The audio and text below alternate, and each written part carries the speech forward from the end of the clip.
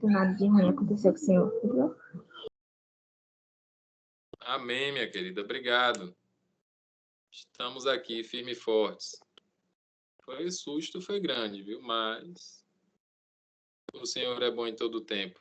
O diabo não presta, a gente está caminhando para ficar bom. Bora lá, gente. Continuar falando sobre a nossa aula de materiais e produtos médicos, né? Nós paramos aqui nessa parte de drenos. Falamos, então, sobre os cateteres, né? Que são as sondas, alguns outros materiais, alguns outros produtos. E a gente parou aqui na parte de drenos. Vou trazer um conceito para vocês sobre o que é dreno, certo?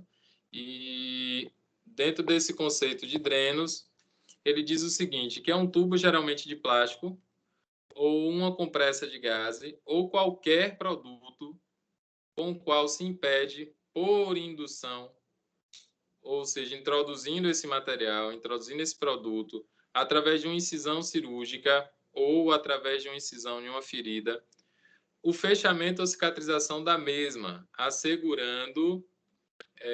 assegurando-se assim a saída do líquido da cavidade de ferida ou de abscesso. Então, o dreno, em outras palavras, ele na verdade é um meio por onde o exudato, ou as secreções, ou os líquidos que estão dentro de uma cavidade, uma determinada cavidade, eles saiam do interior dessa cavidade para o meio externo. O que é que eu estou querendo dizer com isso, então? É que é nada mais, nada menos do que uma conexão entre o interior e o meio externo, para retirar líquidos, drenar abscessos, drenar secreções que foram acumuladas com o tempo, ou por um procedimento cirúrgico, ou sequer mesmo por uma ferida não intencional, certo? Isso, essa retirada desses líquidos, que a gente chama de exudatos, elas permitem o processo de cicatrização, facilita o processo de cicatrização de uma determinada ferida, certo? Então, não sei se vocês já viram o dreno de Penrose. Dreno de Penrose é um drenozinho que ele parece tem uma luva essas luvas cirúrgicas, e a pessoa corta o dedo. O dedo da mão, não. O dedo da luva cirúrgica. Aí ele fica aquelas duas extremidades, né? Corta as duas pontas. Fica o oco no meio. Coloca-se esse dreno dentro da ferida e deixa uma pontinha do lado de fora, que é para poder retirar a secreção de dentro para fora desse ferimento. Esse é o que a gente chama de dreno de Penrose. Ele é pouco utilizado hoje em dia, quer dizer, ele não é muito utilizado hoje em dia por conta dos riscos de infecção que ele pode propiciar durante a cicatrização, e também ele retarda um pouco o processo cicatricial desses ferimentos, dessas lesões. Geralmente ele é utilizado quando tem grandes abscessos, furúnculos de grande porte, né? Aí faz a incisão, drena o máximo possível dessa secreção, desse exudato dentro desse abscesso, e logo em seguida instala o dreno de Penrose e deixa a pontinha lá do lado de fora para que ele vá retirando a secreção e a ferida vá cicatrizando aos poucos. Temos também esses outros tipos de dreno, tá? Que são os drenos geralmente utilizados como um dreno de tórax, utilizado lá para se fazer a retirada de secreções, de líquidos da cavidade torácica, e geralmente utilizado em cirurgias de tórax, geralmente utilizado em acidentes onde o paciente ele termina acumulando alguma quantidade de líquido nessa região de tórax, ou até mesmo sangue, como, por exemplo, Peraí, gente, que tem alguém aqui que está me levantando a mão. Deixa eu ver. Quem foi que levantou a mão aí, gente?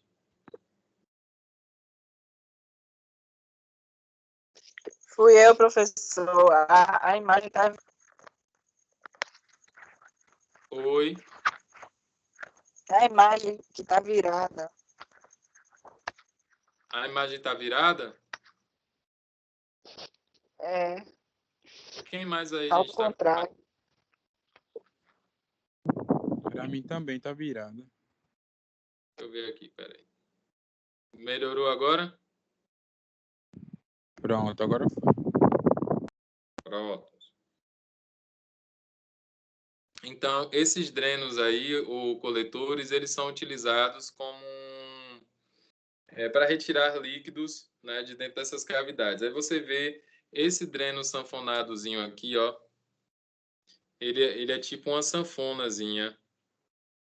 Esse dreno, eu instalo a ponta dentro do local, dentro da cavidade onde eu quero retirar o líquido. E ele é instalado sanfonado, ele todo pressionadozinho, todo compactadozinho.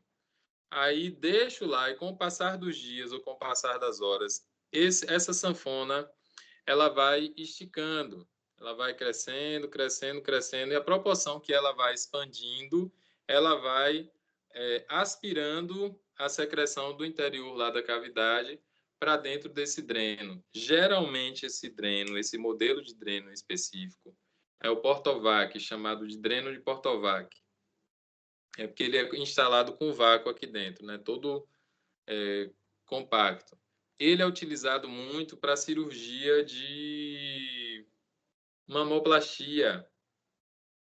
Aí instala esses dois drenos próximo da região da incisão ou no local da incisão e deixa isso lá por alguns dias para que essa secreção ela vá sendo coletada e retirada de dentro desse dreno ou de dentro dessa cavidade onde foi feita a cirurgia e vá para dentro desse dreno aí. Tem os equipos, que todo mundo conhece os equipos, né? Que eu já mostrei para vocês, os equipos macrogutas, os equipos microgutas, as buretas, que são geralmente utilizadas na área de pediatria. Então, tem aí, são materiais de confecção plástica que se destina à administração em grande volume de soros ou solução hidroeletrolítica por via endovenosa e que possibilita o controle de volume infundido por minuto. Existem outros tipos de equipo também, outros modelos, como eu mostrei para vocês, os fotossensíveis, o equipo para alimentação alimentação parenteral, que essa alimentação é uma nutrição preparada, nutrientes na alimentação preparada especificamente para ser administrado na veia, e aí a gente utiliza uma diferente, né, de uma coloração diferente, que lá na unidade, por exemplo, se tivéssemos a nutrição parenteral, ou seja, a nutrição na veia, nós iríamos utilizar o equipo azul. Os equipos, eles são completamente azuis. Algumas outras unidades também, esses equipos são azuis. É para diferenciar que esse equipo é próprio, específico para fazer a administração de dieta pela veia. Então, são esses daí os equipozinhos bonitinhos. Lá a gente vai ter acesso a tudo isso com maior facilidade. E aí, ó, tem os equipos de dieta, aqui, ó, para bomba. Tem o equipo de bomba comum e tem o equipo de bomba fotossensível. Vocês lembram que eu mostrei para vocês as bombas de infusão lá na disciplina de farmacologia e mostrei também para vocês direitinho esses produtos aqui, né? Eu acho que a gente só não viu esse equipo azul, que é o equipo de dieta. Mas os outros nós vimos, né? Os simples, os comuns, o equipo macro sem ser para bomba, o equipo macro para bomba, tudo bonitinho.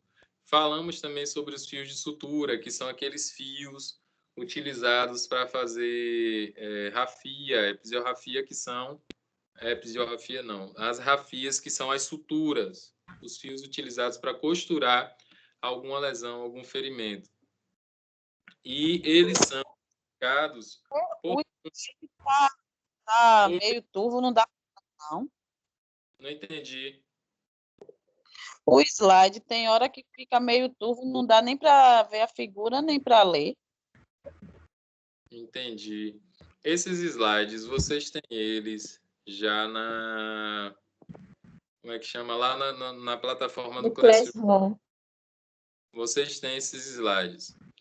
Eu não sei como é que tá para vocês a visualização, porém, eu acredito que é como acontece nas outras aulas. Se ficar turvo, ficar ruim, é por alguma falha de conexão ou aí na conexão de vocês, ou diminuição aí desse negócio de bit, byte, sei lá, essas coisas aí que é a internet, que eu não sei para onde é que vai, não sei como é que funciona. Mas nessa situação aí eu aconselho que você saia da sala e retorne, porque pode ser que melhore para você essas visualizações, que é o que acontece direto com o pessoal. Professor, boa noite. Eu posso sair para me retornar porque eu não estou conseguindo ver o slide. Pode sim, minha filha. Não.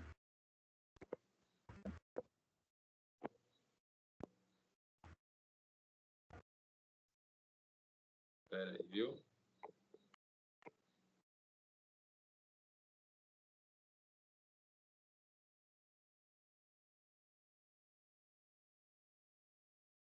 Pronto, então aí eu tenho os fios de sutura, ó, gente. Geralmente esses fios de sutura, eles são que nem os cateteres venosos, né, que é o gelco. O gelco, quanto maior for o número, menor e menos calibroso ele é. O fio de sutura é do mesmo jeito. Quanto maior for o número que tem lá no fio de sutura, lá na caixinha do fio de sutura, tá vendo? Ó? Tem uns númerozinhos aqui, 5.0, 3.0, 2 zeros, 3 zeros. Quanto maior for esse número, mais fino ele vai ser, tá? Geralmente a gente utiliza o fio 5.0, que é para fazer suturas de face, para evitar a cicatriz, para evitar que as cicatrizes fiquem muito visíveis. Aí geralmente é utilizado para cirurgias estéticas ou lesões em face. Aí eles são mais fininhos mesmo, é utilizado os mais fininhos que tem.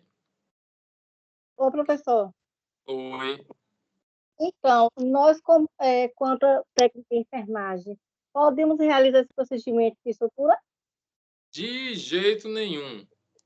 Nem Certo. técnico nem enfermeiro pode fazer sutura. Ok, professor, obrigada. A única condição que o enfermeiro pode fazer uma sutura é quando ele é enfermeiro obstetra.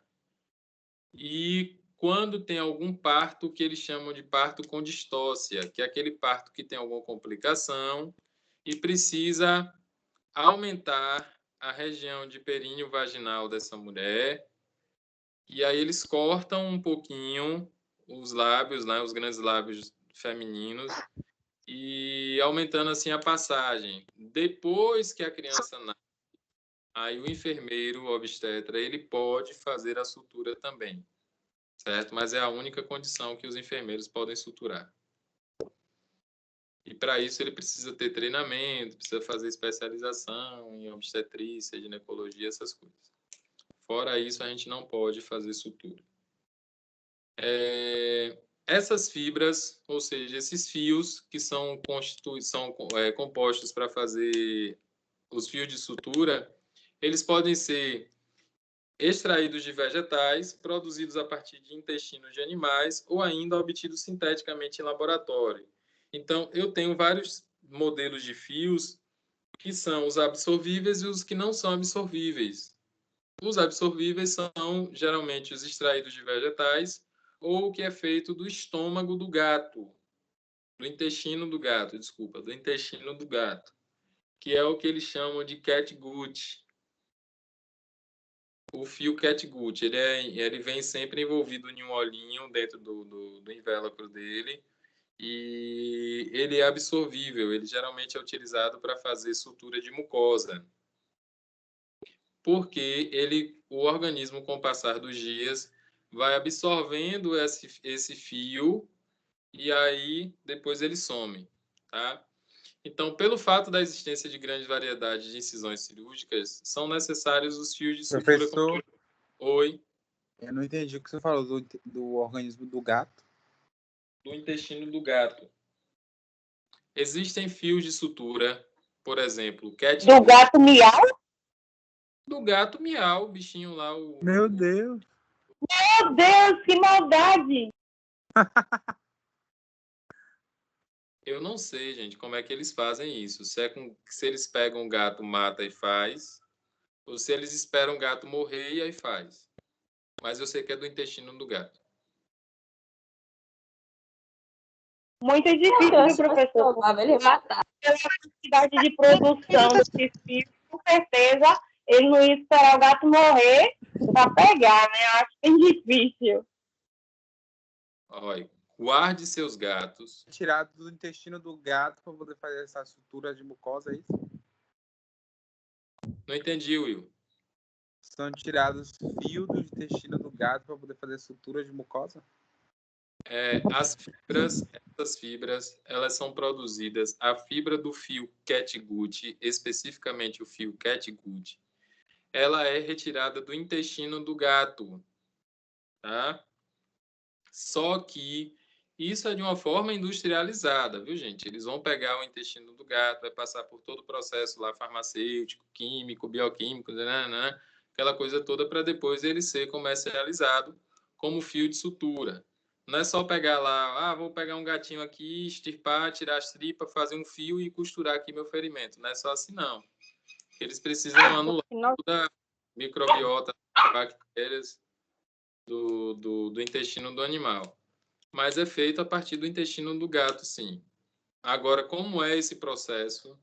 Eu não posso te responder agora, porque eu nunca parei para estudar sobre isso, nunca parei para ler sobre isso, qual é o processo, como é que é feito, de onde é que saem esses gatos, se são gatos que são sacrificados, ou se são gatos que são feitos em laboratório próprio para isso, são criados em laboratório próprio para isso. Eu não sei, sinceramente, mas eu sei que é do bucho do bicho. É feito do bucho do bicho bichano, certo? Do felino. Então, bora lá. E esse é um dos tipos de fios de sutura absorvíveis, que é aquele que o organismo absorve. Os não absorvíveis ou os inabsorvíveis são aqueles tipos de nylon, por exemplo, que é o que o organismo não absorve. São os fios que o organismo não absorve. Isso aqui eu já falei, acabei de falar para vocês. E aí são alguns desses modelos.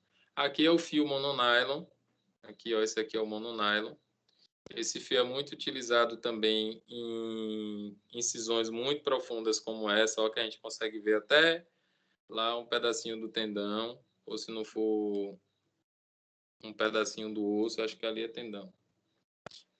E aí eles fazem a sutura, e a sutura mais profunda é feita com esses fios mononylon ou com o fio catgut, tá? Lá bem profundinho.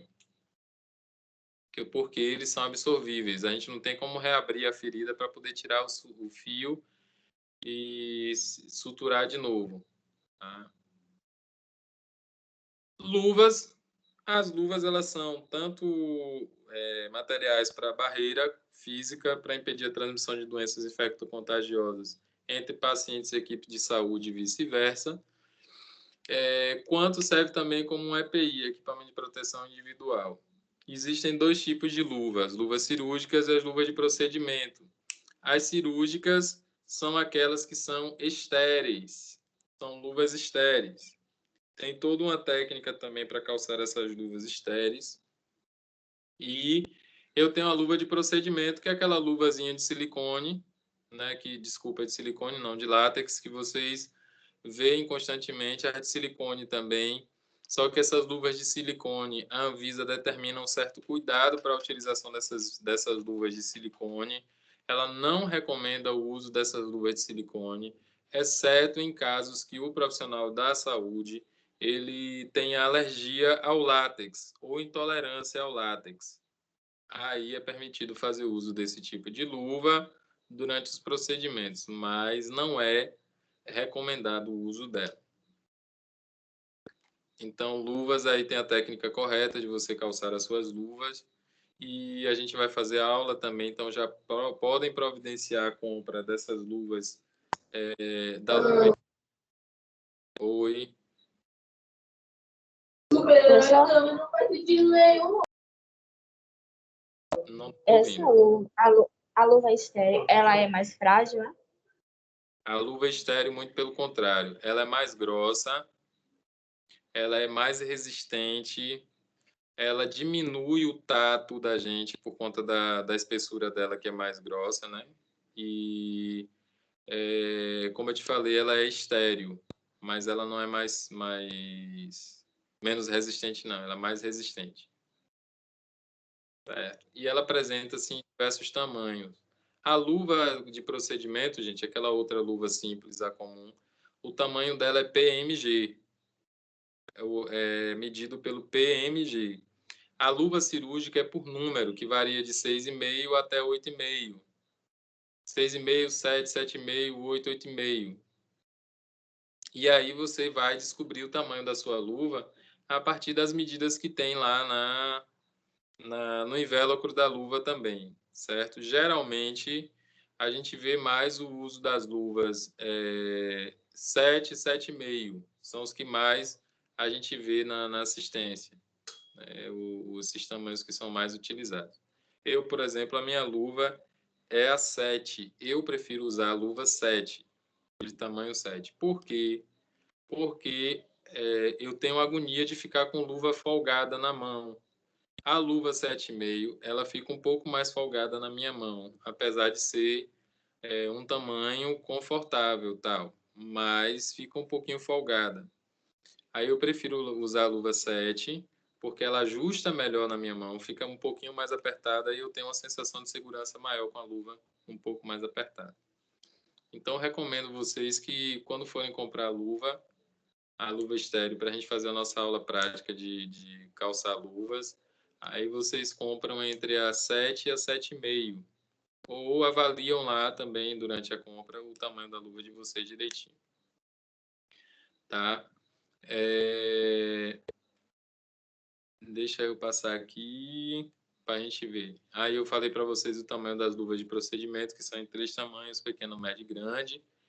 E aí tem os outros materiais que são tidos como materiais de curativo, algodão, compressa de gases, esparadrapo, e outros materiais também. Tem ali as compressas também, tem compressa de gás, que é essa pequenininha aqui que vocês estão vendo, e tem a compressa de campo estéreo, que é aquela compressa maiorzinha que parece uma fralda. E aí tem os esparadrapos, tem o micropore, que é esse daqui, utilizado em peles mais sensíveis, e eu tenho o esparadrapo de algodão. Tem outros tipos de esparadrapo também que são mais resistentes e eles lesionam menos a pele do paciente, permitem a transpiração dessa pele e são mais seguros até no que diz respeito à questão da biossegurança, né, para diminuir os riscos para infecção ou para flebite. Tenho também, gente, as OPMES, as OPMES, ou OPMES. Que são isso aqui? São produtos médicos utilizados geralmente na ortopedia, tá? E cada uma dessas tem uma sigla, cada uma dessas letras é uma sigla, que significa órtese, prótese, materiais especiais e síntese. E o que cada uma dessas coisas são? As próteses, que são esses materiais aqui, como vocês estão vendo, desculpa, as órteses, que são esses materiais que vocês estão vendo, são dispositivos de ação temporária. Essa é a diferença. As órteses são dispositivos de ação temporária e elas têm a finalidade de melhorar a função ou possibilitar alcançar um objetivo funcional de um órgão próximo daquilo que ele tinha como padrão de normalidade, certo?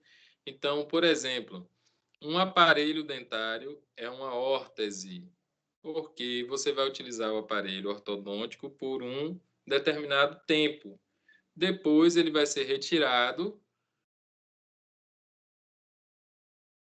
e você vai ter o seu sorriso não metalizado, né? Digamos assim. Então, esse é um exemplo de órtese. Quer ver um outro exemplo de órtese? Aqueles aparelhos de coluna que a pessoa bota para corrigir postura, né? Aqueles ferros que bota na coluna para corrigir postura, ou para diminuir escoliose, lordose excessiva. Esses são órteses, porque eles são um dispositivo de ação temporária. Já as próteses, elas são dispositivos destinados a substituir estruturas anatômicas ou realizar suas funções. Então, a órtese é de uso temporário para corrigir alguma disfunção, mas a prótese é um dispositivo de ação permanente, porque ele vai substituir alguma estrutura anatômica. E se ele substitui, ele vai realizar a função. Por exemplo, uma perna mecânica, como é que chama? Um implante de cabeça de fêmur, por exemplo, um aparelho auditivo, uma prótese dentária, que é aquela perereca, né, de dente lá, é um tipo de prótese, como o nome já propriamente diz. Então, essas são as diferenças. As sínteses Professor, Oi! no caso, seria a prótese fixa? Também é prótese, porque ela é de ação, ela não é de ação temporária. A prótese fixa, ela é permanente e ela está substituindo a estrutura anatômica, sua estrutura anatômica. Por exemplo, tem gente que bota pino no dente. Aí botou um pino e botou lá um dente falso por cima, né? Aquela estrutura que parece um dente. É uma prótese. E no meu caso, que eu vou usar uma prótese na cabeça do fêmur. Tem como saber, no caso, ela vai ser fixa ou com o tempo vai remover? Não, se for prótese, ela vai ser fixa. Você vai fazer uma cirurgia de implante de prótese na cabeça do fêmur, não é isso? Isso. Então, quando fala de implante, é porque ele vai substituir a cabeça do fêmur, essa estrutura aqui. Ela vai ser praticamente isso aqui que você está vendo aí na imagem. O trocânter, certo? Que é a conexão entre o fêmur e o quadril, os ossos do quadril. Ele vai ser substituído por uma estrutura. Ele vai retirar o trocânter, que é o seu fisiológico, né, que é o seu anatômico, e ele vai instalar um dispositivo que vai substituir essa cabeça do fêmur. Então, é uma prótese. Se ele vai substituir, a longo prazo, ele não vai ser trocado, ele não vai ser retirado. Ele vai permanecer aí até o dia da volta de Jesus. Entendi. Tá certo. Obrigada, professor. Nada, minha filha. E aí as sínteses, gente, são aquelas placas, aquelas que a gente diz assim, vixe, botou uma placa de ferro, uma placa de metal, botou uma platina na perna. É nada mais, nada menos do que síntese, né? São dispositivos carregadores de enxertos, são dispositivos implantados através de procedimento cirúrgico e eles visam aí estabilizar algumas outras estruturas por um tempo determinado ou, dependendo do dano, por um tempo indeterminado, né? Para poder o indivíduo ele conseguir recuperar suas funções fisiológicas, né? Suas funções anatômicas. E aí tem os EPIs também, que são os equipamentos de proteção individual. E nada mais, nada menos, a gente tem escutado falar muito nos últimos dias sobre o uso desses EPIs. Então, eu tenho o óculos de proteção individual, né? Que é lá cada um usa o seu. Tenho a máscara, tenho os gorros ou a touca, tenho o propé, as luvas. Professor, Oi.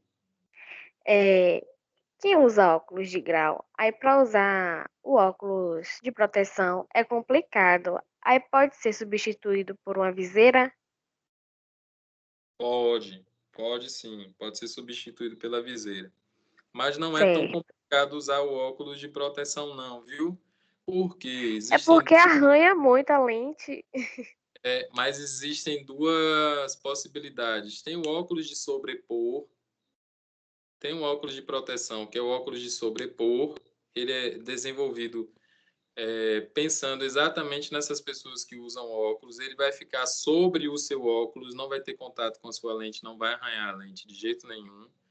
E tem o óculos de proteção que ele já vem graduado. Você pode mandar fazer esse óculos de proteção com o grau que você usa no seu óculos normal. Você manda colocar tá certo. o grau da sua lente lá na lente do óculos. Não tem problema nenhum. Mas, mesmo Entendi, assim, obrigada. se você achar desconfortável usar o óculos de proteção, você pode utilizar a viseira. Porém, eu digo para você que você vai se arrepender. Eu não estou querendo Por ser quê? não, viu? Porque é extremamente desconfortável você passar 24 horas dentro de uma unidade, atendendo paciente, sobe e desce com aquele negócio na sua cabeça, apertando seu juízo nos elásticos, e daqui a pouco você começa a desenvolver visão de cristal, porque você aumenta a graduação da sua visão. Você está vendo através de uma placa de acrílico, ou através de uma placa de plástico, e tudo isso vai alterar o seu campo visual. E aí, quando Verdade. você tira aquela viseira, você tira o óculos, você tem a sensação de que tudo está brilhando mais. É o que eles chamam de visão de cristal. Professor, Entendi, obrigada. Oi. professor, essa última imagem aí, o nome é Propé? Própria, tá sobreposta, né? Isso. É que eu estou com minha apostila aqui em mãos, o módulo, mas está do mesmo jeito. É Propé? Propé. Propé. Ok, obrigada. Nada. E Gente, oi. cortou o A nome, última. entendeu? Pronto. Eu vou corrigir isso aí. Obrigado, viu, minha filha?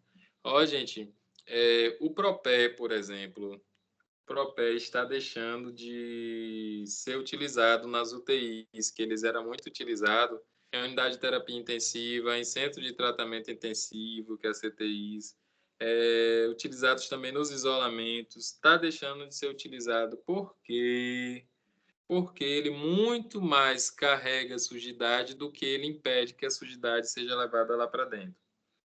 Então, o risco de contaminação com propé estão estudando e estão entendendo que é muito maior. Aí não está mais sendo utilizado, está entrando em desuso esse propé. Mas o gorro ainda está em uso, principalmente, ainda não, vai ser sempre utilizado, principalmente pelas mulheres. E aqui fica uma dica para vocês, mulheres. Todas as vezes que vocês forem entrar na unidade de saúde, entrem com o cabelo preso, feito coque. Ah, Marcelo, meu cabelo tem 3 metros de comprimento. Amarre ele, tome banho, bote ele por dentro da camisa, amarre ele na sua cintura, bote por dentro das calças, faça o que for preciso, mas não fique com ele solto. E além disso, utilize sempre o gorro, certo? Por quê? Porque o gorro ele vai impedir o acúmulo de sujidades do ambiente e de odores também do ambiente no seu cabelo. Quem vai trabalhar com a área de feridas, quem gosta de fazer curativos e for trabalhar com feridas e com curativos. Will, professor. O Will. Pronto, Will. Mas o Will tem cabelo curto. Ah, é verdade. Você acha meu cabelo curto? Hã? Você acha meu cabelo curto? Não é curto não, Will. Você deixou o cabelo crescer? Fez implante, aplique? É porque agora tá um pouco baixo, mas ele é alto. Mas ele gosta mais de cabelo altinho. mas não é assim, nada que caia franja sobre os olhos, não, né? Às vezes, mas eu aparo que me dá agonia. Will, menino. Mas, na verdade, quando eu digo assim, cabelo comprido, é aquele cabelo bastante comprido, tá? Aquele cabelo longo mesmo assim, ombro. Mas, mesmo assim, se você se sentir mais confortável, utilize a touca. Porque o nosso cabelo, ele termina absorvendo a maior parte das sujidades.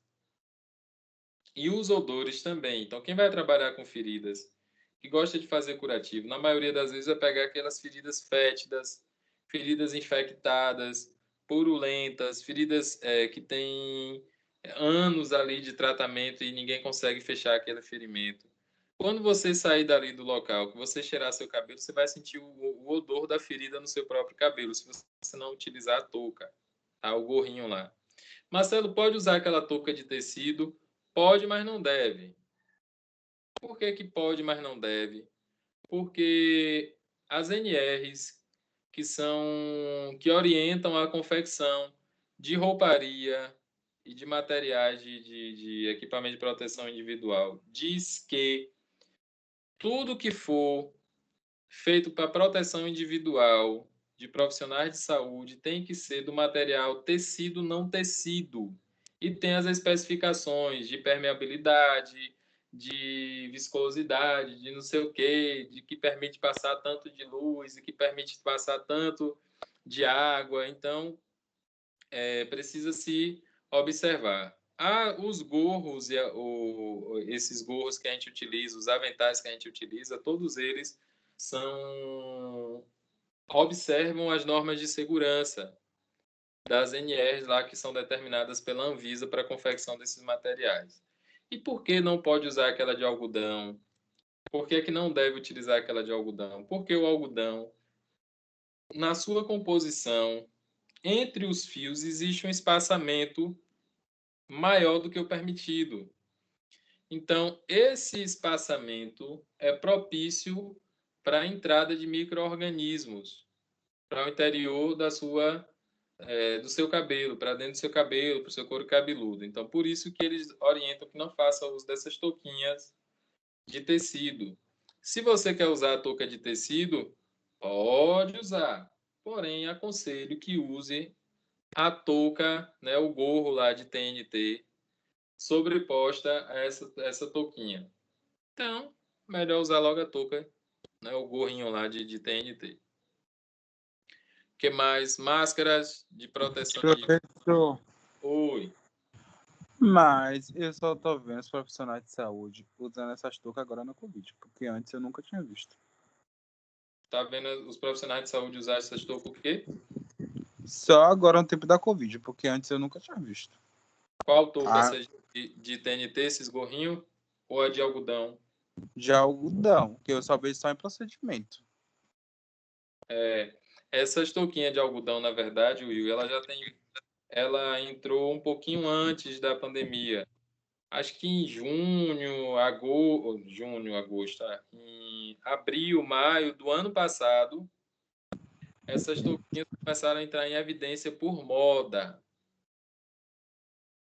Aí ela ganhou uma visibilidade maior agora, nesse período da Covid, por conta da obrigatoriedade mesmo, assim, efetiva, começou a ser cobrado com mais efetividade o uso da touca para proteger o cabelo. Aí as pessoas começaram a usar mais. Mas, assim, já existia uma vertente de moda, uma Hospital Fashion Week,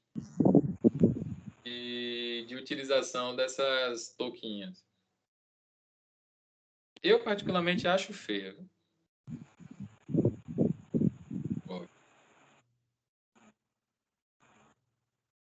Prefiro que a mulher use a touquinha lá de TNT, branca, de proteger. Tem que usar uma touca no plantão, é isso? Hã? Tem que usar uma touca no plantão. Não importa se é de algodão, se é de TNT. Tem que usar uma touca no plantão. De preferência, 98% de cobrança que seja de TNT. Mas... TNT? Hã? TNT é de tecido que o povo faz? Não, TNT essa daí, essa cirúrgica, essa touquinha, ó. Que tem De algodão. É de algodão, não é isso? Não. É porque assim, Os gente... pessoal da área da cozinha também usa, né, professores? É porque assim, vocês precisam entender o ponto. TNT, a sigla TNT significa tecido não tecido. Só que existem várias especificações do TNT. Existe o TNT para a área de saúde, que ele tem uma permeabilidade correta, que é uma permeabilidade permitida, ele tem como é que eu posso falar? Uma translucidez permitida também pela Anvisa, orientada, uma resistência tal. é tudo mais voltado para a área de saúde. Entende? Não é essas touquinhas aqui, aqueles TNT que a gente compra na feira, não. Viu? É outro tipo de qualidade, outro tipo de especificidade. Então, recomenda-se que utilize sempre essa touca aí de TNT, não a de algodão. Beleza? Vamos lá, vamos seguir. Ok. E aí a gente termina então aqui, ó, a nossa aula de EPIs. Desculpa, de EPI, de materiais e produtos médicos aqui com os nossos EPIs. Agora deixa eu fazer uma chamadinha básica. Convection Basic. Para a gente continuar a nossa aula. Adonias.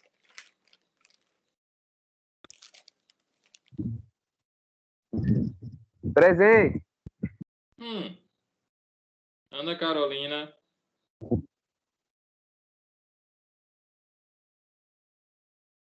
Camille Conceição. Aqui. Caroline. Presente.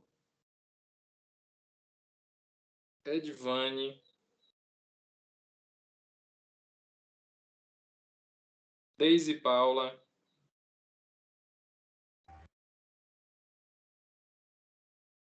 Flávia Paula. Presente, professor. Gilmara. Eu, presente. Ilma.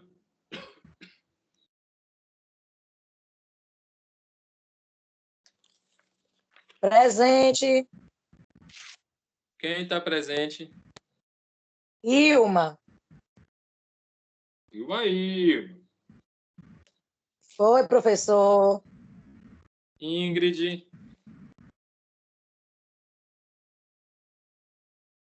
Laís Cardoso. Presente, professor. Lene Andrade. Chilene.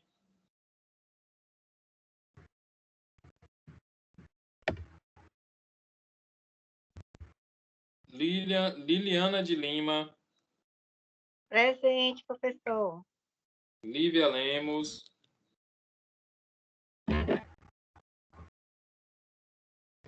Lívia Lemos. Presente. Lívia Letícia. Ouvi?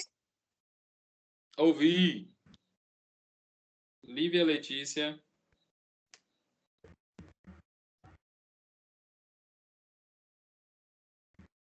Lívia Letícia não. Lucas Gabriel.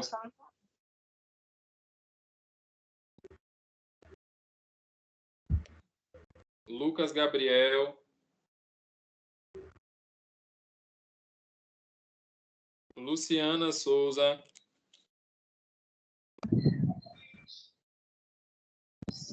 Presente, professor Luciana. Luciano Almeida. Presente. Maiara. Professor, você ouviu Luciana Souza? Luciana Souza, ouvi. Ok. Maiara.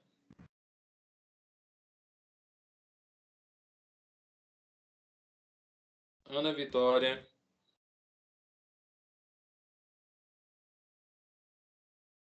Ana Vitória.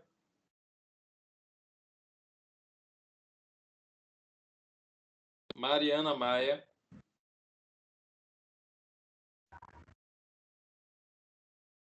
Mariana. Presente, professor. Me escutou? Ouvi. Obrigada. Nalanda. Presente. Naifer. Naifer. Paloma. Presente. Pamela. Presente. Ronald.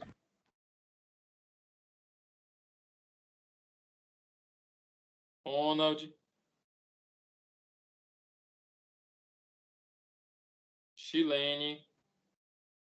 Presente, professor.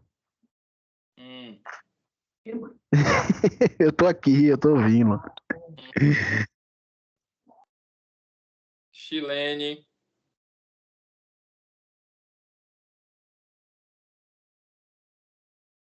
Chilene faltou hoje? Que milagre, meu Deus. Thalia. Presente. Thalia, né? Sim. Vanessa Alves. Presente. Marcela Maria. Presente. Williams dos Santos. E Alguém ficou sem ser chamado, gente?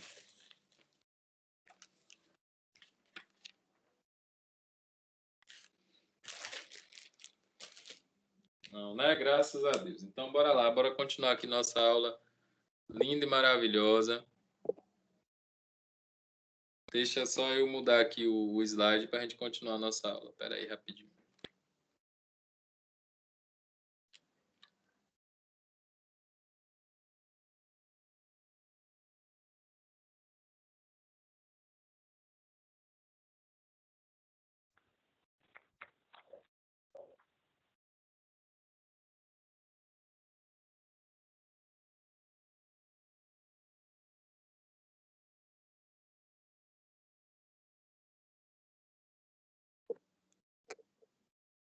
Prótons, vamos lá. Vamos seguir aqui na nossa aula maravilhosa. Gente, nós vamos agora começar a falar sobre anotações e registros de enfermagem e vamos falar um pouquinho sobre prontuário.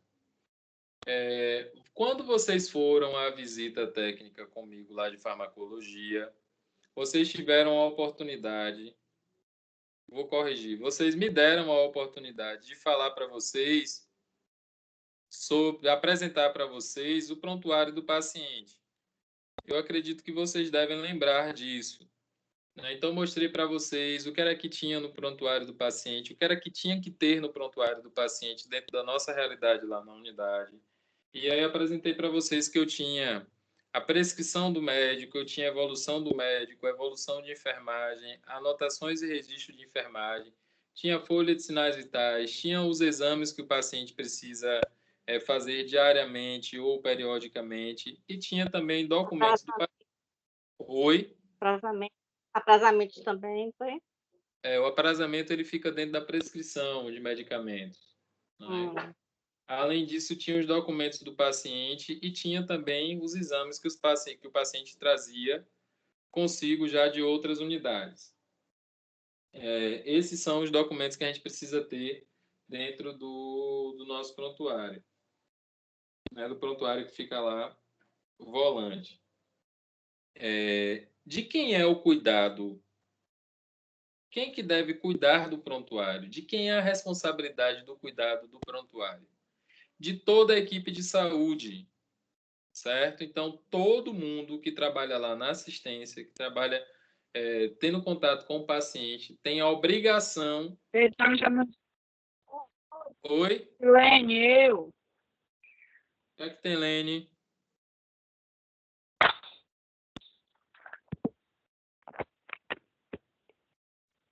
Lene, que foi que tem?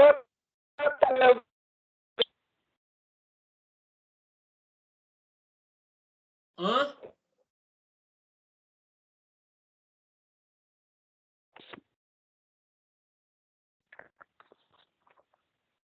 Voltamos à nossa programação normal.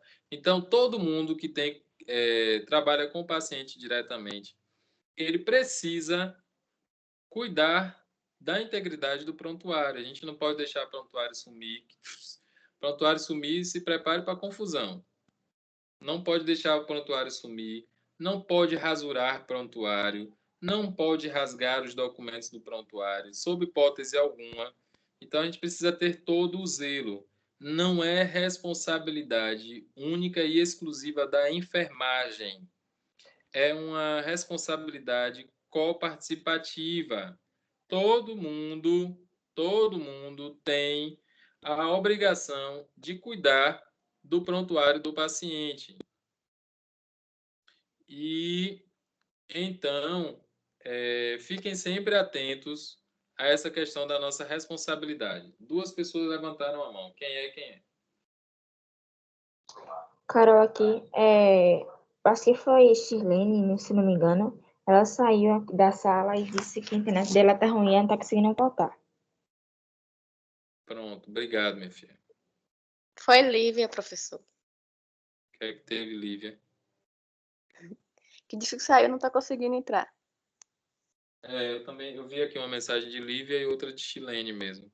Mas Lívia, eu acho que eu tinha conseguido já fazer a chamada do nome dela. São 2 Lívias. Lívia Lemos e Lívia Letícia. Bom, vamos ver. Obrigado, gente. Então, vamos lá. Sabendo disso, de posse dessas informações, a gente vai, então, aprender sobre anotações e registros de enfermagem, sobre essas questões, mais discutir um pouquinho sobre os prontuários. Tá?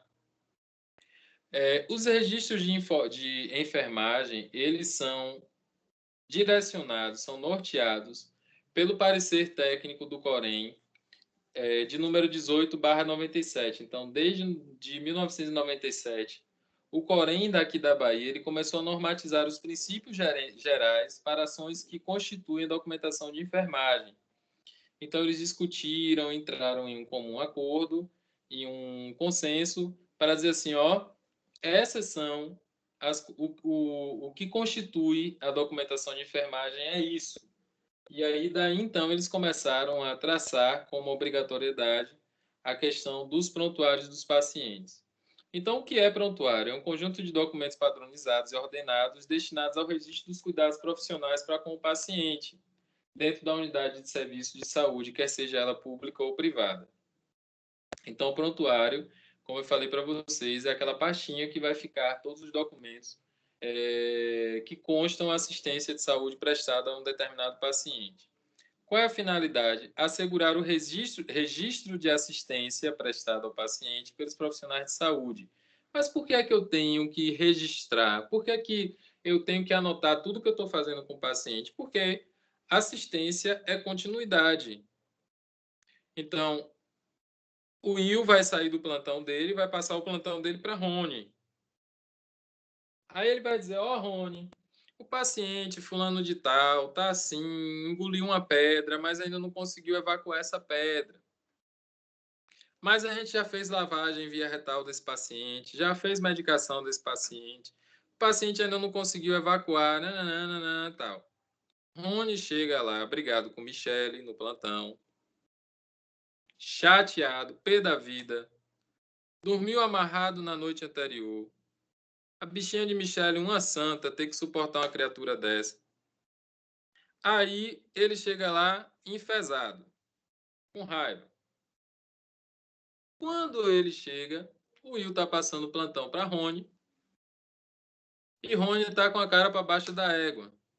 Tá conseguindo assimilar nada do que o Will tá passando para ele. Mas aí o Will vai embora e Rony tem que assumir o plantão. Uma hora ele vai cair na real, vai dizer assim, caramba, eu não prestei atenção. Eu tava pensando em Michele. Não sei nem o que foi que o Will falou comigo. Sobre esse paciente. Ele vai buscar informação de onde? Ele tem 2 fontes para buscar. Ou do enfermeiro, que está na unidade, ou do prontuário do paciente. Então, ele tem que ter anotado no prontuário do paciente tudo que foi feito com aquele bendito. Vai ter que estar escrito lá que o paciente, tudo que o Will passou para ele verbalmente, tem que constar também lá dentro do prontuário do paciente, certo? Tem que estar tudo escritinho lá, bonitinho. Para que quando o Rony tem alguma dificuldade de lembrar o que foi que aconteceu, ele consiga encontrar isso dentro do prontuário. Alguém levantou a mão. Quem foi, gente? Me fala aí. Ô, professor, acho que foi eu. Eu estava aqui tentando falar, diz que eu estava presente, e eu não estava me escutando. Aí eu tentei levantar a mão e sair para poder entrar de novo, consegui entrar agora. Quem é você, minha filha? Chilene! Ô, Chilene! Seja bem-vinda à sala. Também consegui agora, professor. Lívia, que estava falando lá no grupo. Pronto, Lívia. Vocês caíram, mas estão arranhadas? Não. Não. Estou de boa. Lívia Lemos, Entre mortos, salvaram-se. Pronto. Lívia. Entre mortos e feridos, salvaram-se todos. Isso. Muito bem. Vamos lá. Então, gente, é por isso que é importante a gente manter os registros de assistência, tá? Porque tudo que eu tiver de dúvida, tudo que eu tiver ou que eu quiser buscar de informação, eu vou buscar lá dentro do prontuário, tá bom? De quem é a propriedade desse prontuário? O prontuário é de propriedade única e exclusiva do paciente. O prontuário não é meu, o prontuário não é seu, não é do acompanhante, não é da mãe do paciente, não é do pai do paciente, não é da esposa, não é do filho, não é de ninguém. O prontuário é do paciente. Quando eu digo que o prontuário é do paciente, é que o prontuário tem que ser visto como um documento sigiloso. Eu não posso permitir que ninguém tenha acesso ao prontuário do paciente, desde que esse alguém que quer ter acesso a esse prontuário não seja o representante legal daquele indivíduo. Por exemplo, Marcelo, lúcido, orientado em tempo e espaço, em bom estado geral, permanecendo com a beleza física que ele sempre tem, está sendo assistido por uma unidade de saúde e chega a mãe de Marcelo, que é o amor da vida dele, que é a grande heroína dele, que é a grande paixão da vida dele, e diz assim: ô Chilene, me dê aí o prontuário de meu filho. Chilene vai dizer assim: ô Dona Maria de Fátima, a senhora vai ter que pedir autorização por escrito ao seu filho para a senhora ter acesso ao prontuário dele, porque nós não podemos passar o prontuário dele para a senhora, certo? E aí o que é que acontece? Marcelo vai ter que dar essa autorização para que Dona Maria de Fátima tenha acesso ao prontuário dele e veja quais são as condutas e quais são as assistências que estão sendo prestadas. É crime você entregar o prontuário do paciente na mão de uma pessoa desautorizada, certo? Porque as informações ali são sigilosas. A instituição de saúde ela é responsável apenas pela guarda desse prontuário. E também ela pode utilizar esses prontuários para pesquisa, avaliação da assistência e apresentar isso como uma documentação legal, uma documentação jurídica, né, baseado também em pedidos jurídicos. Aconteceu, não foi comigo, não foi com ninguém que eu conheço, foi uma história que eu escutei, que um determinado paciente era portador de uma determinada doença e alguém que acompanhava ele teve acesso ao prontuário desse paciente, porém ele não queria que ninguém soubesse qual era a patologia dele. E terminou descobrindo qual era a patologia desse paciente porque acessaram o prontuário dele. O que é que esse paciente fez?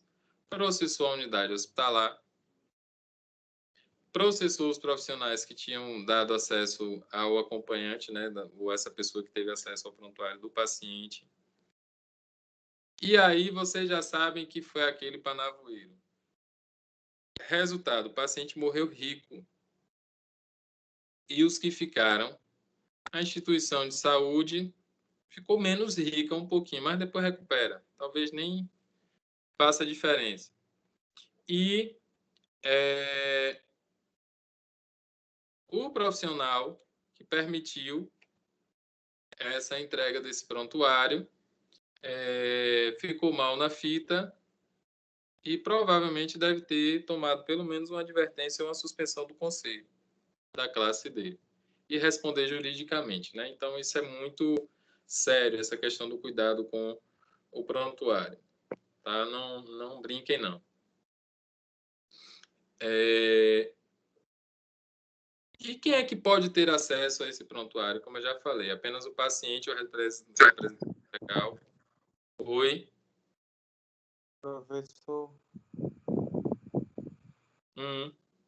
no caso da nossa mão, o prontuário vai para um lugar reservado, não é isso? Da sua mão, o prontuário vai para o posto de enfermagem e você tem que estar atento para que ninguém acesse esse prontuário. Certo? Aconteceu Ninguém, comigo. quem? Outras pessoas normais, né? Ou outros profissionais também. É isso. Existem profissionais. Nem todos os profissionais têm acesso, podem ter acesso ao prontuário do paciente. Eu vou explicar isso para vocês. Aconteceu comigo uma vez, eu ali na sala amarela, no balcão da sala amarela. E uma senhora estava beirando o posto de enfermagem, ficava para lá, ficava para cá, passava com o olhão comprido lá no posto, e olhava para um, olhava para outro e tal, e eu mirando ela. Tá bom, não me importa de jeito nenhum que o acompanhante esteja dentro da unidade, desde que o acompanhante reconheça o lugar dele e desde que o acompanhante também nos permita realizar o nosso trabalho com segurança. Daqui a pouco vacilei, a equipe vacilou. Quando eu olhei, a paciente já estava fustigando o prontuário de uma outra pessoa. E eu encostei e disse, pois não, senhora, eu posso ajudar a senhora? Ela disse, não, eu estou olhando aqui um negócio aqui no prontuário, que eu estou vendo aqui, tentando ver o prontuário aqui do meu paciente. Aí eu disse, a senhora perdeu alguma coisa aqui? Fui muito delicado com ela, sinceramente. Eu fui muito sutil com ela, muito gentil. Se a senhora perdeu alguma coisa por aqui? Ela disse, não, é como eu lhe disse, eu só estou querendo, eu disse, quem lhe autorizou a senhora ter acesso aos prontuários? E ainda mais prontuário de outro. Não, eu peguei aqui acidentalmente o prontuário de outra pessoa. Eu disse, a senhora pegou acidentalmente porque a senhora está mexendo em uma área que não é da senhora. Por favor, a senhora se retire daqui. Vá lá para o seu postinho lá, o local do seu paciente. Fique do lado dele, restritamente ao lado dele, não saia mais de lá. Porque, caso contrário, eu vou precisar pedir à segurança que retire a senhora de dentro da unidade. Tá bom? Porque isso aqui é documento único e exclusivo do paciente, para assistência do paciente. Ninguém pode estar fuçando isso aqui, não. O senhor é muito ignorante, mal educado. Aí eu disse, não é bem assim, senhora. É uma percepção sua, baseado em uma discussão que a senhora mesmo criou.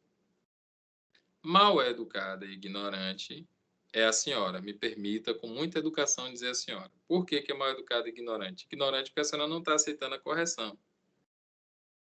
E talvez até ignorante porque a senhora não conheça sobre o assunto. E mal educada porque a senhora está mexendo em uma coisa que não é da senhora e que ninguém lhe deu licença para isso. Então, por favor, se retire. Eu não fui nada grosso com ela. Eu fui educado e gentil. E ela simplesmente saiu, deu as costas e saiu fumaçando de raiva. Isso foi um acompanhante. Um acompanhante. Isso. Ontem. Eu estava na... Isso não se resume só o prontuário, não, viu, gente? Deixa eu já abrir o olho de vocês em relação a outra situação. Ontem, eu estava passando ali no corredor da unidade, quase em frente à minha sala. E uma paciente que estava sofrendo um acometimento psiquiátrico, ela começou a chorar por conta do acometimento dela lá, e era o estado dela, e ela começou a chorar, e ela começou a chorar um pouco alto. Tinha uma senhora que estava acompanhando outra senhora, ela saiu do lado da cadeira de rodas da mulher, largou a paciente dela lá, e ela foi até o leito individual onde essa paciente estava, curiar o que era que estava acontecendo. Aí Marcela, ignorante e mal educada. Eu fui lá, tinha umas colegas já dando assistência à paciente. Fui lá, abri, fechei a porta do leito individual e perguntei a ela: a senhora está acompanhando essa moça? Ela disse: não, estou acompanhando aquela senhora ali.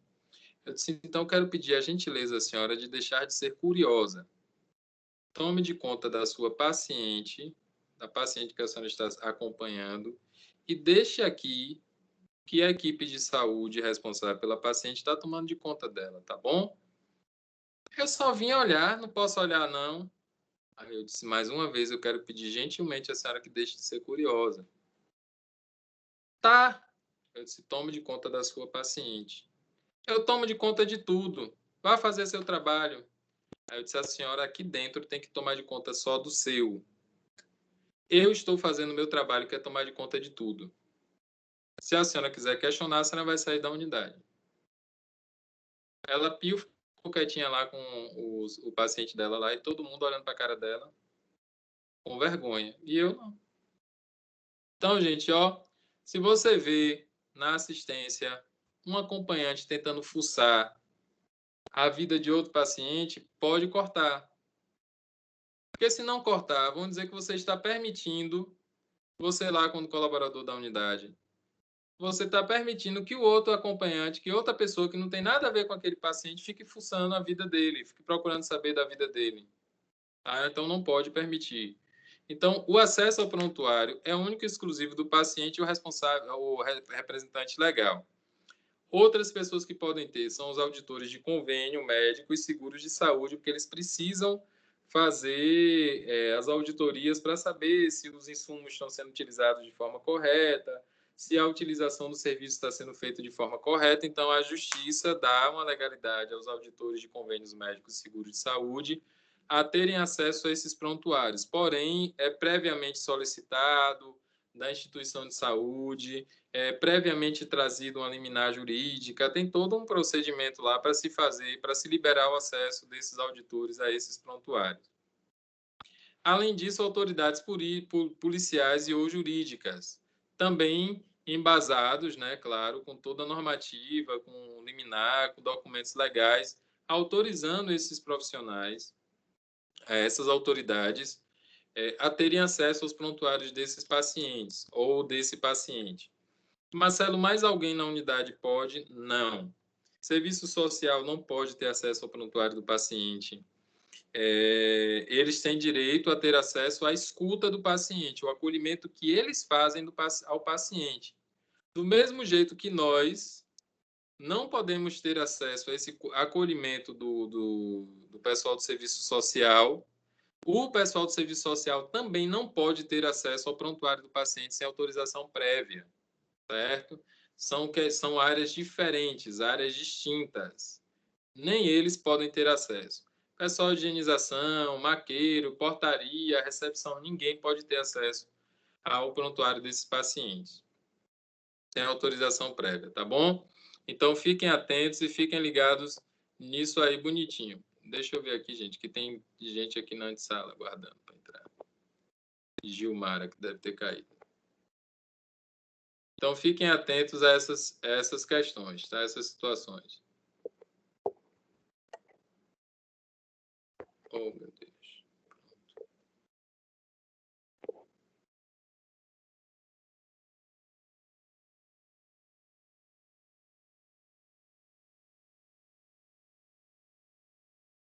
Vamos lá.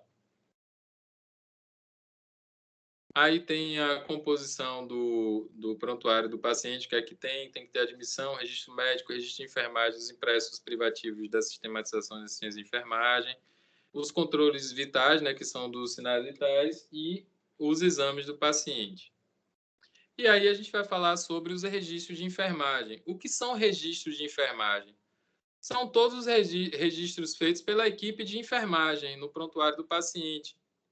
E esses registros devem ser sucintos, objetivos, não devem ser redundantes e nem de difícil entendimento por quem vai fazer a leitura. Então, preparem aí a redação de vocês. Quando vocês forem fazer registro de enfermagem, vocês têm que lembrar das aulas de redação. Eu preciso ter um começo, meio e fim. Preciso ter uma introdução, desenvolvimento e uma conclusão. mas respeitando e seguindo o raciocínio lógico. E sendo claro nas minhas informações, sem ser redundante, sem ser prolixo. Vou lá fazer um registro de enfermagem. Esse registro tem que ter o quê?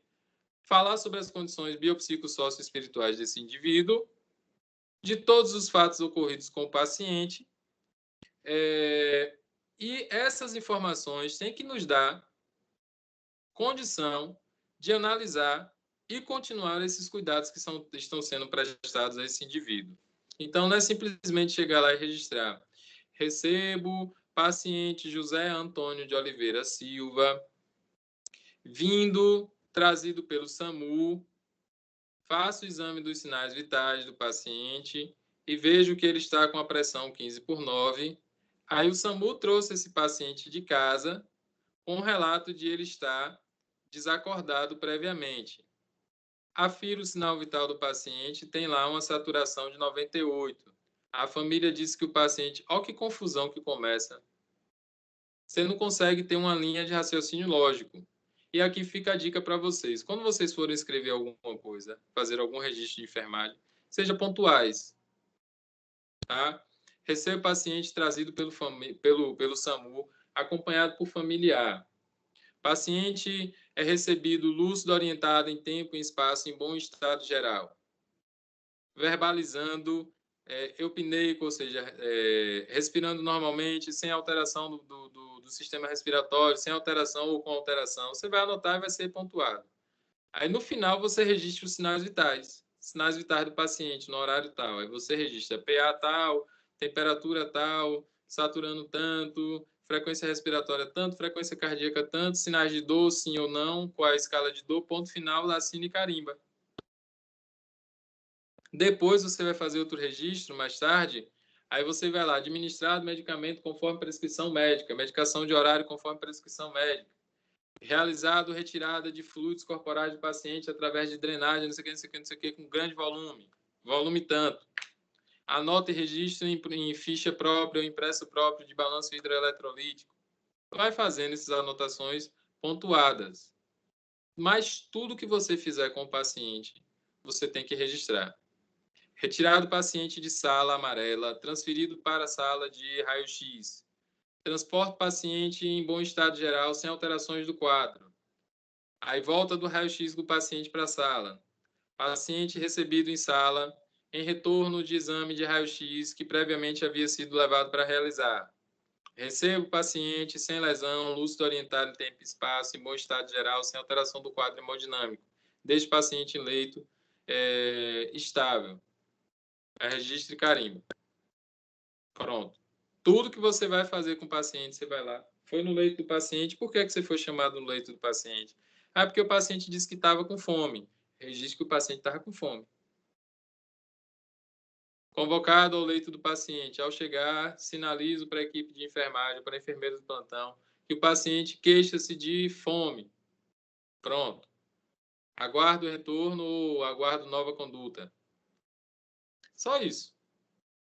E aqui tem, ó, um bizuzinho. Passo aí para vocês. Oi. Professor, Oi. e toda nova anotação coloca-se o horário, né? Sempre você vai iniciar a anotação com o horário. E vem cá, o senhor falou que carimba, técnico tem carimbo? Hã?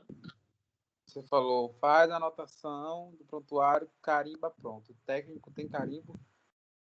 Tem que ter, obrigado. É por lei, o técnico tem que ter carimbo. Beleza. E tem um padrão exato do Corém para fazer o carimbo, para confeccionar o carimbo. Porque no carimbo tem que ter o seu número de registro no Corém, tem que ter de onde é que você é, né? Por exemplo, Corém Bahia. Se você for do Paraná, Corém PR. Se você for dos Estados Unidos, aí eu não sei como é, porque eu não sei se lá tem Corém. Aí o Corém tem que ficar renovando, né, professor? Todo ano você tem que pagar a anuidade do Corém.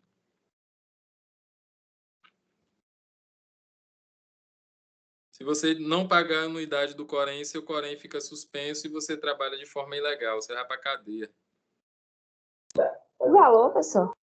Hã? E o valor? O de enfermeiro, esse ano eu paguei, acho que 350, se eu não me engano.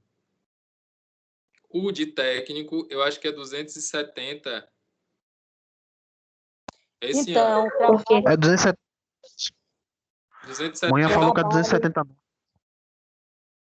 Pagou semana passada, 270. Isso. Então, gente, trabalhem o ano todo e separa o dinheiro do Corém, simplesmente. Porque assim, você pode pagar a taxa integral, o valor todo, ou você pode parcelar. Acho que você parcela em até 3 a 5 vezes, um negócio assim. Mas você pode parcelar a taxa, não precisa pagar de uma vez só, não. Professor, Oi. mas o primeiro ano de taxa você paga pra gente, né? O primeiro ano de taxa... Do Corém. Você faz uma brincadeirinha e paga pra gente, nos dando boa vida. Faço. Já começa a costurar roupa de palhaço. Vou fazer pra você o chapéu e o nariz de braço de EVA. Pois é. Ele vai pagar mesmo, que o vereador falou, que ele que mandou lá no IGH. É por isso que eu não vou votar em Dilson. Fica mentindo. Ele me falou e eu acredito. Ó, essa aula está sendo gravada, viu? Ai, ai. Professor? Oi, amada. Não vai ter estágio esse final de semana, não, né? Caso visita. Visita esse final de semana? Uhum. Nosso Senhor me defenda de vocês esse final de semana. Ah, quem quer distância sou eu, professor. Final de semana, feriado, viajar. Como tá isso? Quem é que tá falando? Lívia, professor, eu sou do interior, vou ver minha mãe, né? Estou aqui esse tempo todo. Pois eu vou agendar uma visita técnica agora para sábado e vou botar você como a primeira da turma. Não, a primeira não, que você vai sair e vai viajar cedo. Vou botar você como a última da turma. Eu vou levar falta. Tudo bem, só perde 2 pontos.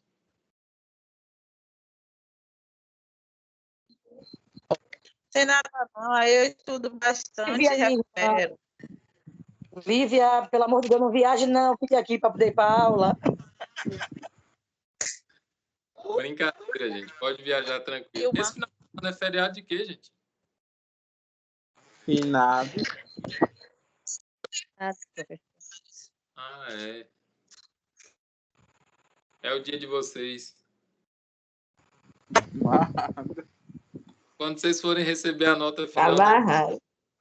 Tá repreendido.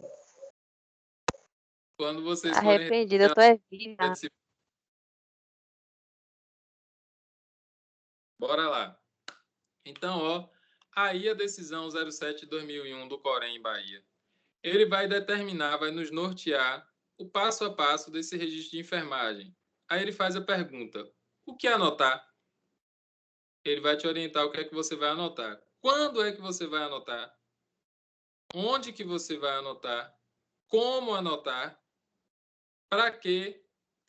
E quem é que deve fazer essas anotações? Então, vamos responder aqui essas perguntinhas básicas, né? O que é que eu vou anotar?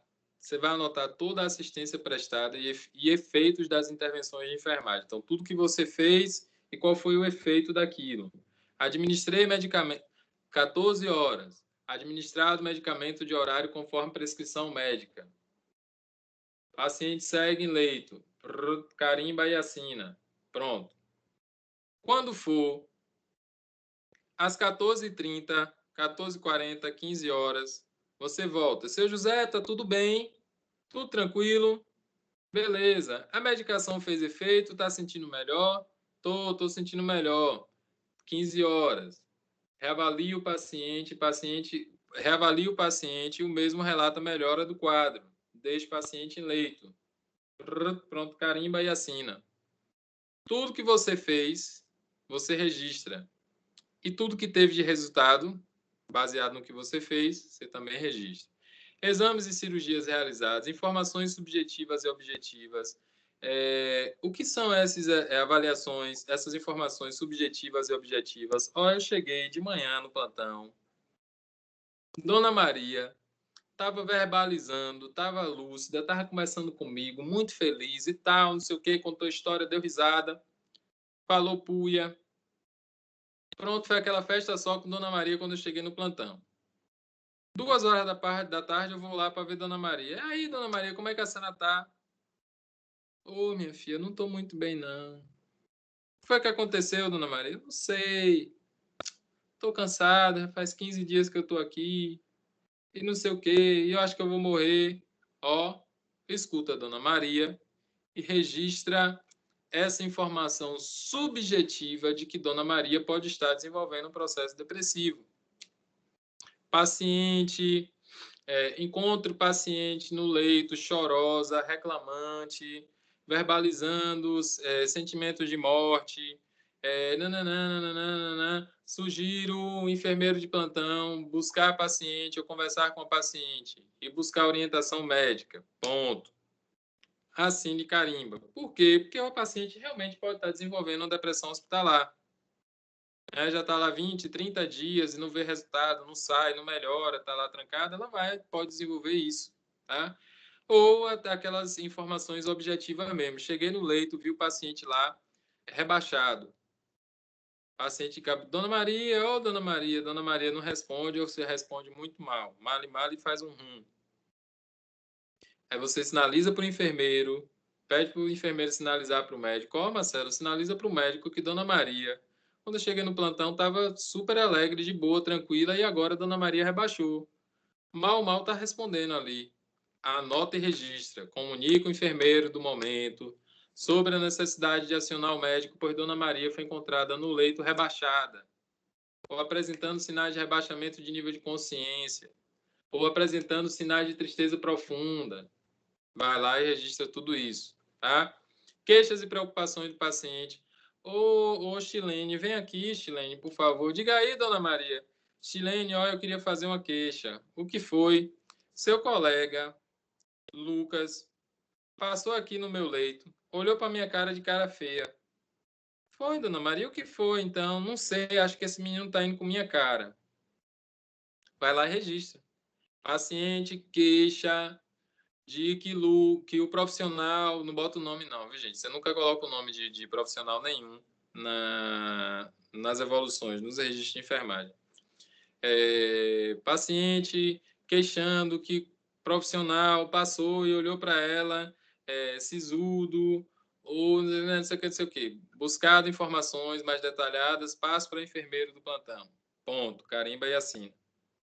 Aí vai procurar Lucas. Lucas, o que foi que Dona Maria... Eu não, nem olhei para Dona Maria. Pode ser sugestivo de que Dona Maria está apresentando uma confusão mental. Certo?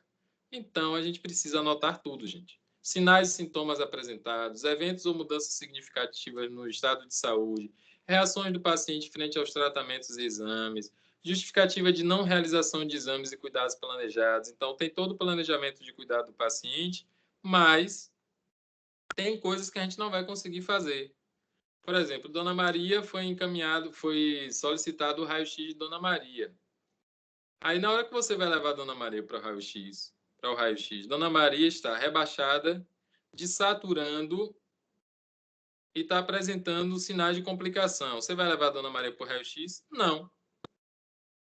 Aí você vai justificar não realizado exame solicitado pelo médico plantonista, pois no momento a paciente apresentou-se assim, assim, assim, assim. Quem foi que levantou a mão, gente?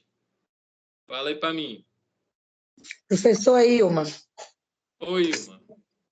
Professor, tipo, eu tenho uma curiosidade comigo. Vamos supor que eu estou no meu horário de trabalho. Acontece um acidente grave com um dos meus familiares. Eu sou obrigada a participar do atendimento ou eu posso me recusar devido ao lado emocional?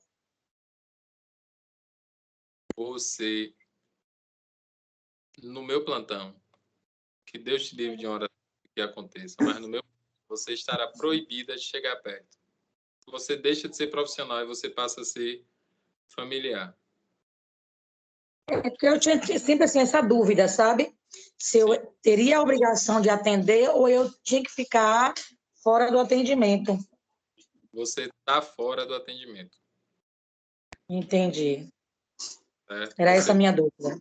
Você não deve, não é Uhum. legal, não é bacana que você participe. Não existe nada, assim, legalmente falando, nenhum registro, tipo uma legislação que te impeça de participar. Porém, por Entendi. bom... Hã? Entendi. Mas por bom senso da equipe, a gente deixa participar. Por quê? Porque você pode atrapalhar a assistência. Porque ali você deixa de ser o profissional e passa a ser o humano, parente daquele paciente. E vai ter muita coisa que você vai até querer fazer, que você não pode fazer. E que talvez não seja necessário fazer com o paciente e vai complicar a assistência. Então, a gente afasta o profissional, tira o profissional da linha e deixa o restante correr naturalmente, tá? Entendi. Vamos lá. Quando é que eu devo anotar? Sempre que as ações de assistência forem executadas, mantendo o planejamento de enfermagem atualizado. Onde é que eu vou anotar? Em impressos próprios, né? Nos formulários próprios. Como é que você vai anotar? Obedecendo aos critérios de identificação, exatidão, brevidade, legibilidade. E aí a gente vai falar, né? A identificação. Logo após a anotação, o profissional deve se identificar com a categoria profissional, carimbo e o número e a sua assinatura. Após a data, né? Primeiro você vai sempre iniciar com a data, você vai terminar sempre com a assinatura. Nunca deve deixar espaço em branco na linha ou no documento. Então, você terminou de escrever, se ficou metade da linha, você vai preencher aquela metade da linha até o final dela com um traço ou com um risco. Carimba e assina no final da linha, certo? Deve constar em impressos devidamente identificado com dados do paciente. Toda anotação que você for fazer, todo registro que você for fazer, você vai fazer nos formulários que tem o nome do paciente. Exatidão. Os fatos devem ser anotados com precisão e veracidade. Escrever de modo exato, completo e conciso. Pronto. Tem que ser legível. Se você for escrever de caneta, você vai escrever... se você for escrever à mão, você vai ter que deixar a escrita legível e a tinta. E aqui segue uma regra, ó, uma regra obrigatória. Durante o dia, no período diurno, que é de 6 às 17, desculpa, de 6 às 18, no que é considerado como dia, das 6 da manhã às 18 horas, você vai escrever com caneta de tinta preta ou azul. No período noturno, que é a partir das 18 horas até às 5h59 da manhã, das 18h01 às 5h59 da manhã, você vai escrever com tinta vermelha. Por quê, Marcelo? Para diferenciar o dia da noite. E a tinta vermelha também chama mais atenção para a gente no período noturno. A gente evita leituras erradas. Anotar o horário de forma a evitar ambiguidade. Tipo, você não vai usar 1h da manhã e 1h da tarde. Você vai sempre usar 13 horas e 1h. Nunca deve rasurar, nunca deve utilizar corretivo, nada disso. Aí você vai lá escrevendo. Solicito parecer. Você errou a palavra parecer, você não vai riscar nem passar corretivo. Vai abrir parênteses e vai colocar, digo, solicito exames. Pronto. Eu escrevi uma sentença que eu não quero que isso tenha efeito. Eu não queria dizer isso. Está fora do entendimento. Aí você vai colocar entre parênteses, sem efeito. Sempre vai utilizar palavras como essas para identificar que houve um erro na escrita ou um equívoco na escrita, certo? Falei de não utilizar corretivo, não utilizar marca-texto, é proibido usar marca-texto. Vou destacar aqui de verde cana, proibido. Utilizar os termos científicos e, por extenso, avaliado barriga do paciente E visto que ele está vermelha. Está errado, viu, gente? Avalio face abdominal de paciente. Percebo hiperemia. Tem que utilizar sempre os termos técnicos, termos científicos e sempre por extenso. Você vai usar as abreviaturas, quando você for utilizar, elas têm que ser abreviaturas permitidas, as padronizadas. Por exemplo, IM, ECG, RX, IV, EV, tem todas umas siglas que são padronizadas previamente lá. Para que é que eu vou anotar? Por conta de uma exigência legal. Existe uma exigência legal, então eu preciso cumprir isso por conta da justiça. Para reforçar a responsabilidade do profissional envolvido no processo de assistência de enfermagem, também eu devo anotar. E vai ser utilizado isso, pode ser utilizado em algum momento, como defesa legal. Define a inocência ou a culpa do profissional. Para historiar e mapear o cuidado prestado, fonte de informações, pesquisa e educação, pagamento dos serviços oferecidos ao paciente também é um outro motivo de por que você vai anotar. E contribuir para a auditoria das contas médicas também. Quem é que deve anotar? Enfermeiros, técnicos de enfermagem, auxiliares e estudantes de enfermagem. Tá bom? Então, estudante de enfermagem não anota em prontuário. Anota sim. Ele vai, como vocês... Acho que vocês não chegaram a fazer medicação, não. Mas agora, na disciplina de introdução, quando vocês forem comigo lá para a unidade, vocês vão fazer procedimentos e vocês vão anotar e vão colocar aquele velho ET. ETE. Estagiário técnico de enfermagem, vai colocar o seu nome. E aí eu venho...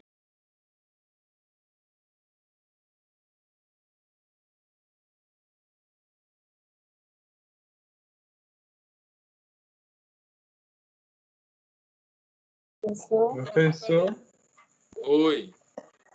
é na introdução que a gente aprende a fazer função venosa, medicação. Professor, Né? para mim congelou na hora que você falou ET. Falou sobre Pra mim estagiário. também. Eu também pensei que ETE. ficou mudo. Pronto, vou falar agora. Desde desespero, pô. Vou falar agora. Vocês vão fazer os registros de vocês, quando for preciso fazer os registros. Vocês vão fazer direitinho, normal, sem problema nenhum. Aí, no final, vocês vão colocar o famoso ET. ETE. Estagiário técnico de enfermagem. Vai colocar o seu nome e eu venho depois e carimbo e assino do lado do seu nome, assumindo a responsabilidade técnica pelo estudante. Beleza? Vocês podem sim anotar. Espera aí rapidinho, deixa eu só ver um negócio aqui. Que hora é essa aí, gente? 21h03. Bom, então a gente vai encerrar por aqui hoje a nossa aula. Professor, você respondeu o que eu falei? Respondi. Você perguntou se era nessa aula de introdução que vocês iam aprender a fazer punção venosa, essas outras coisas. É aqui mesmo. Beleza. É porque muita gente falou na hora. Punção venosa, tudo que se faz da assistência, você vai aprender a fazer aqui. Viu? Beleza. Gente, nós vamos encerrar por aqui a nossa aula hoje. Eu espero que tenha sido de proveito para vocês também. Daqui para o final de semana, eu aviso para vocês que eu já gravei as aulas e vou publicar. Vou deixar com a Milene para ela publicar as aulas de reposição para vocês aí também. Provavelmente eu devo fazer essa aula no sábado. Tá? Quem quiser assistir a aula em tempo real, eu vou anunciar para vocês no grupo. Gente, vou gravar a aula de reposição. Quem quiser assistir a aula em tempo real, beleza, seja bem-vindo. Mas quem não tiver afim ou quem não puder assistir a aula de reposição, vai ficar gravada e depois vocês pegam um link lá com a Milene, com a coordenação da escola. Beleza? Vai ser pelo Teams? Isso, vai ser pelo Teams.